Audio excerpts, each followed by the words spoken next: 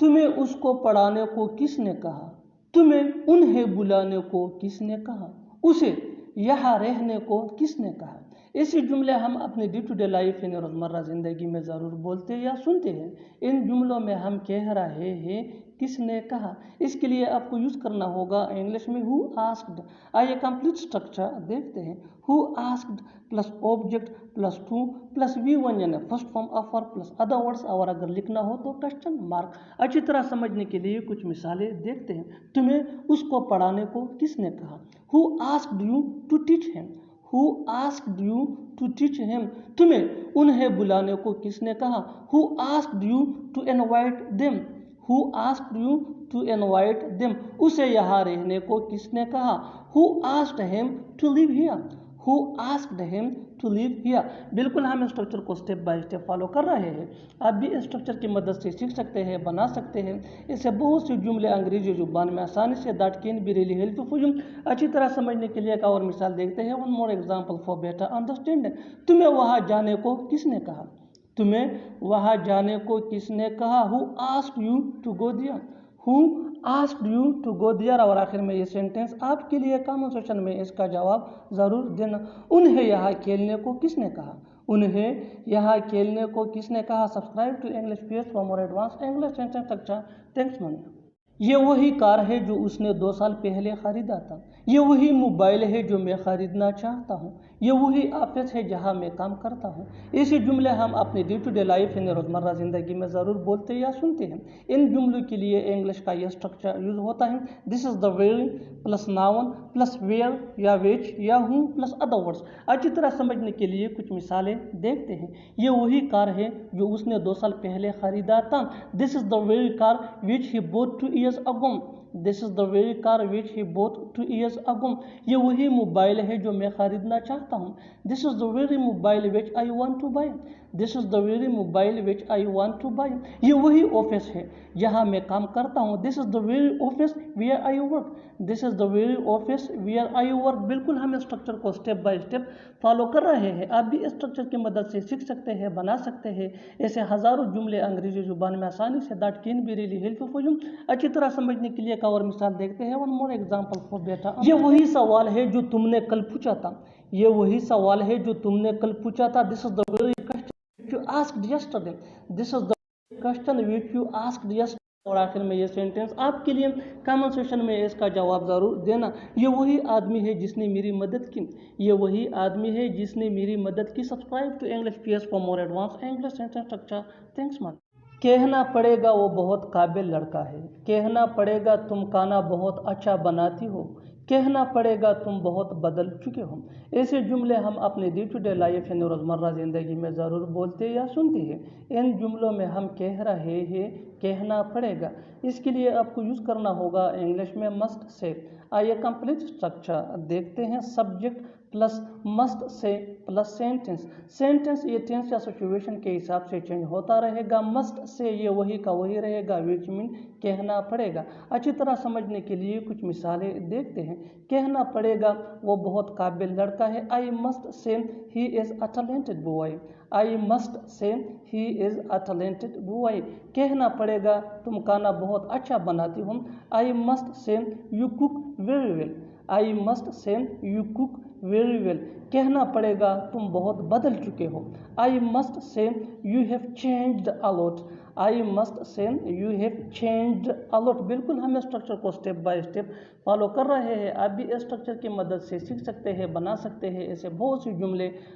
उन दिनों मेरी ज़िंदगी खुशियों से भरी हुई थी। ये मेमोरी कार्ड डाटा से भरा हुआ है। उसकी ज़िंदगी परेशानियों से भरी हुई है। ऐसे जुमले हम अपने डे टू डे लाइफ यानी रोज़मर्रा ज़िंदगी में ज़रूर बोलते या सुनते हैं। इन जुमलों में हम कह रहे हैं से भरा हुआ। इसके लिए आपको यूज़ करना होगा इंग्लिश में फुल ऑफ। आइए कंप्लीट स्ट्रक्चर देखते हैं। सब्जेक्ट प्लस हेल्पिंग वर्ब जिसको ऑक्सिलरी वर्ब भी कहा जाता है। ये टेंस या सब्जेक्ट के मुताबिक चेंज होता रहेगा। Plus full of plus noun या वर्ब प्लस आईएनजी। अच्छी तरह समझने के लिए कुछ मिसालें देखते हैं। उन दिनों मेरी ज़िंदगी खुशियों से भरी हुई थी। In those days my life was full of happiness. In those days my life was full of happiness. ये मेमोरी कार्ड डाटा से भरा हुआ है। This memory card is full of data. This memory card is full of data. उसकी ज़िंदगी परेशानियों से भरी हुई है। His life is full of problems.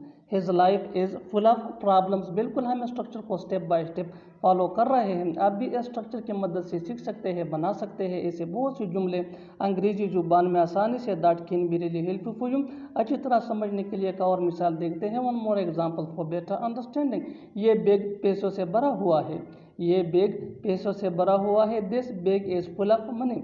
This bag is full of money. और आखिर में ये सेंटेंस आपके लिए कमेंट सेक्शन में इसका जवाब ज़रूर देना। ग्लास पानी से भरा हुआ है। ग्लास पानी से भरा हुआ है। Subscribe to English page for more advance English sentence structure. Thanks मानना। तुम मेरे लिए कुछ ना ही करो तो अच्छा है। तुम उसके बारे में ना ही पूछो तो अच्छा है। तुम उसके बारे में बात ना ही करो तो अच्छा है। ऐसे जुमले हम अपने डे टू डे लाइफ यानी रोज़मर्रा ज़िंदगी में ज़रूर बोलते या सुनते हैं।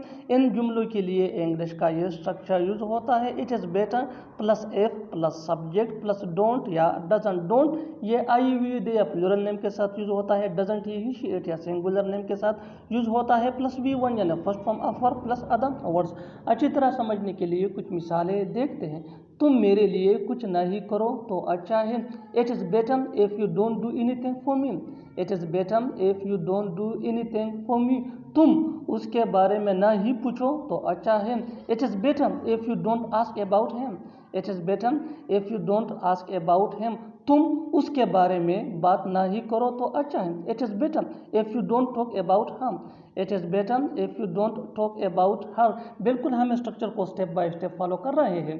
आप भी स्ट्रक्चर की मदद से सीख सकते हैं, बना सकते हैं ऐसे बहुत से जुमले अंग्रेजी जुबान में आसानी से। That can be really helpful for you.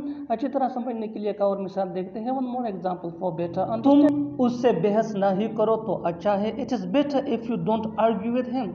It is better if you don't argue with him. और आखिर में ये सेंटेंस आपके लिए कन्वर्सेशन में इसका जवाब ज़रूर देना। वो यहाँ नहीं आए तो अच्छा है। वो यहाँ नहीं आए तो अच्छा है। Subscribe to English page for more advance English sentence structure. Thanks मानना। अगर पहले पता होता तो मैं सुबह जल्दी आ जाता। अगर पहले पता होता तो मैं उसको नहीं कहता। अगर पहले पता होता तो मैं ये खुद करता। ऐसे जुमले हम अपने डे टू डे लाइफ यानी रोज़मर्रा ज़िंदगी में ज़रूर बोलते या सुनते हैं। इन जुमलों में हम कह रहे हैं अगर पहले पता होता। इसके लिए आपको यूज़ करना होगा इंग्लिश में if I had known earlier.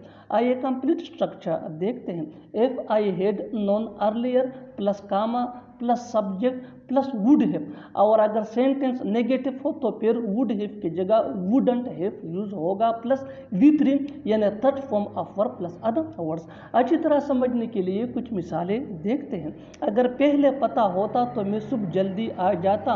If I had known earlier I would have come early in the morning. If I had known earlier, I would have come early in the morning. अगर पहले पता होता तो मैं उसको नहीं कहता।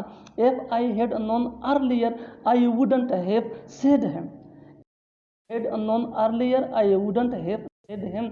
अगर पहले पता होता ये खुद करता। If I had known earlier, I would have done this myself. If I had known earlier, I would have done this myself. बिल्कुल हम स्ट्रक्चर को स्टेप बाय स्टेप फॉलो कर रहे हैं।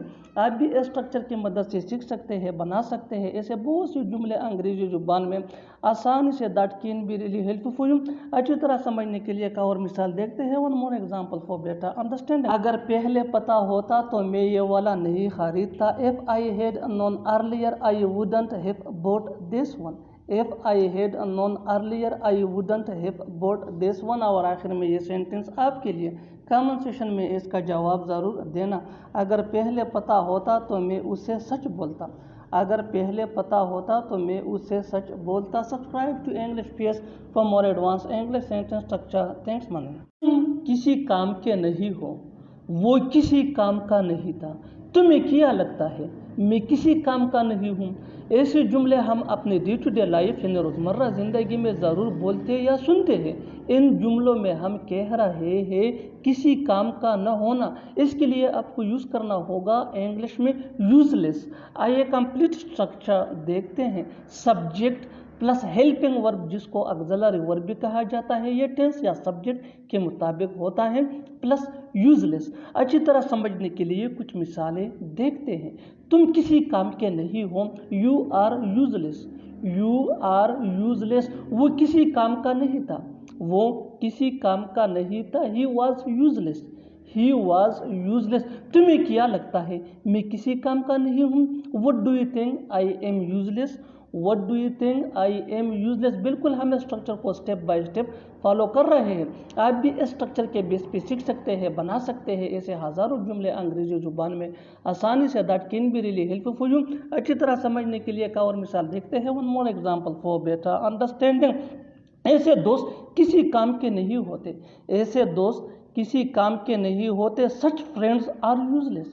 सच फ्रेंड्स आर यूजलेस। और आखिर में ये सेंटेंस आपके लिए, कॉमन सेशन में इसका जवाब ज़रूर देना। आप ये कार किसी काम का नहीं है। अब ये कार किसी काम का नहीं है। Subscribe to English PS for more advance English sentence structure. Thanks मानना।